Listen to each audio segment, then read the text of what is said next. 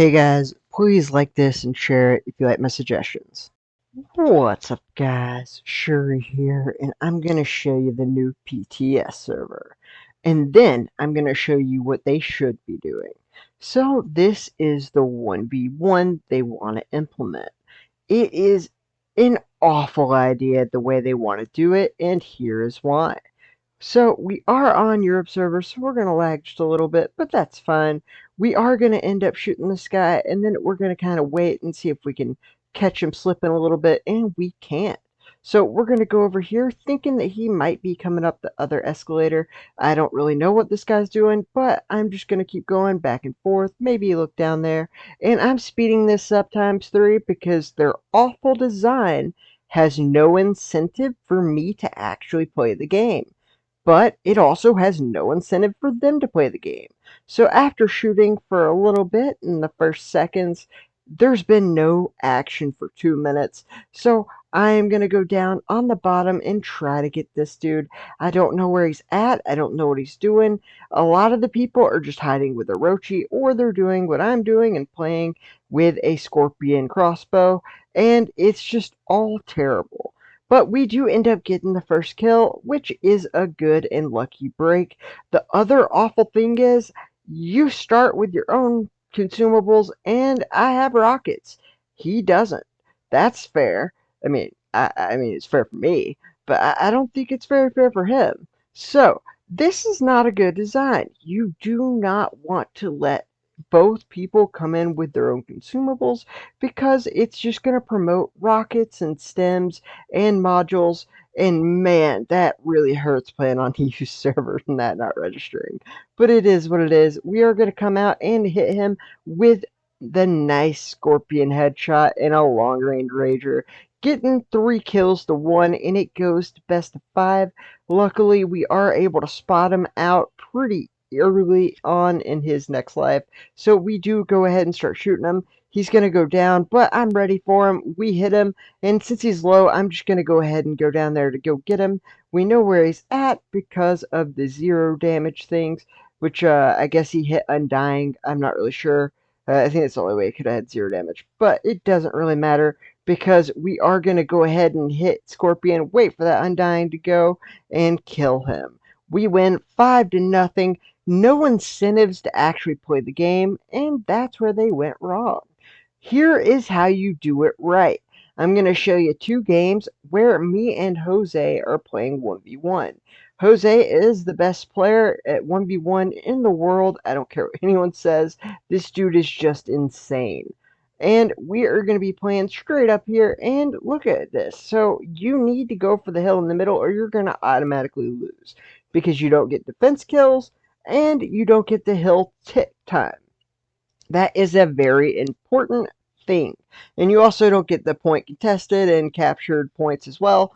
And it really matters. So you're going directly to the middle. You have no chance to camp with a Rochi or do any of this nonsense, because you're just going to straight lose if you don't go for that hill. And on this map especially, which is why all pros play on this map, and you play it go for B, no other points, because of this exact reason. You can have strategy to where you don't immediately go for the hill, and you do it the way that Jose just did, where you kill the guy when he spawns and then you cap. Or you can do what I'm doing here, and then you can make sure you decap and then just hope you get lucky. And I mean, I don't, but he rockets me. I don't know how he lived there, but it really doesn't matter. I do end up killing him in the end, so it all worked out for me. But honestly, like, this is the way it should be done. And since we know they can alter this map, since they've done it with Orb and Arena Football or whatever they called it, you can go ahead and get rid of that A and C marker and just have a hill in the middle. This would be an amazing 1v1 experience. I think the 1v1 category is an amazing idea. But the reason 2v2 is so awful is the simple fact of just like hide until the hill comes out and then be cheap with Undying, be cheap with other things, and that's exactly what you're supposed to do in the 1v1 the way they have it, because there's no incentive to do anything but be cheap. And I hate that. It's gonna just make 5-minute games every single time, especially in the higher levels, because at the lower levels, I mean, people might actually play, but I mean, if you're playing at the highest level in that 1v1, the guy who plays the cheapest is gonna win. I mean, you can't play at a disadvantage at the highest level. I mean, it's just something that you can't do, especially in a 1v1. So you're gonna definitely need it to be something to where you have to go for that hill. So both people know exactly what the other guy's gonna have to do to be able to compete. And that is huge because right here I am up by 130, and you might be thinking to yourself, you automatically win. Like, that's a really bad thing about having this hill. But you'd be wrong, because this game gets closer than you would imagine, and so does the one after it. And that's why the hill is so important. I mean, part of it was because Jose's lagging, and, like, my shots wouldn't register, and some other weird stuff, but it really doesn't matter.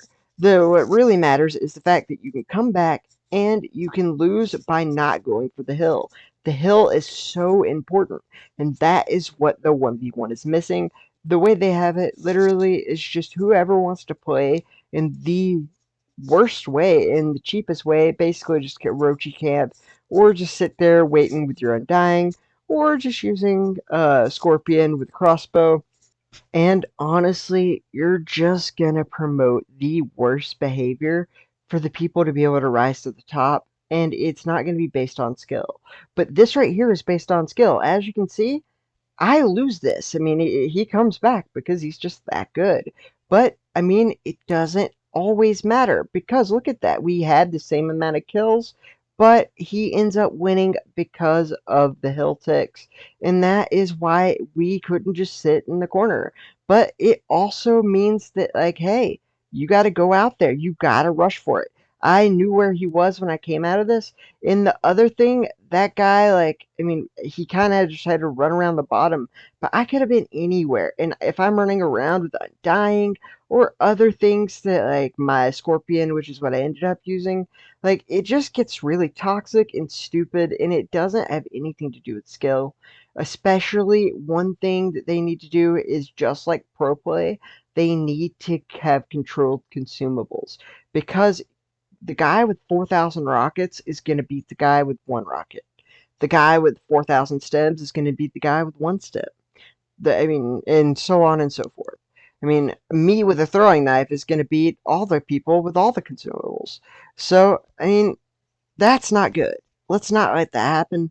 I know that they can't like have controlled consumables in Classic because I mean there's no reason for people to reroll brawls and they'll lose a lot of money. But in the 1v1 specifically, they need to have it on Atrium.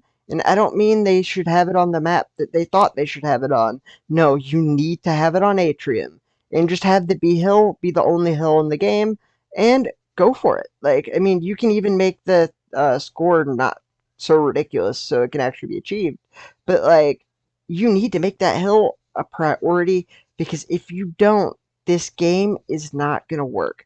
This game type needs that hill to make it competitive and promote good and fair play. If you don't have that hill, there's no reason for anyone to go out. As you saw, me and that guy, we literally didn't do anything but shoot each other once in the very beginning for 2 minutes. And that's only because I ran and then like found him. Like if I didn't do that, honestly, I don't know how many minutes it would have took. And at the highest levels, like you're gonna either have the most toxic consumable wars, or you're gonna have people just sitting in a corner with a Rochi, or just rushing out with Undying, and then going to hide until their Undying comes back. That's 100% what it's gonna be. It's gonna make for the worst game type, and no one's gonna want to play it. And the people who do want to play it, like, who cares about those people? Because like that's an awful way to play the game.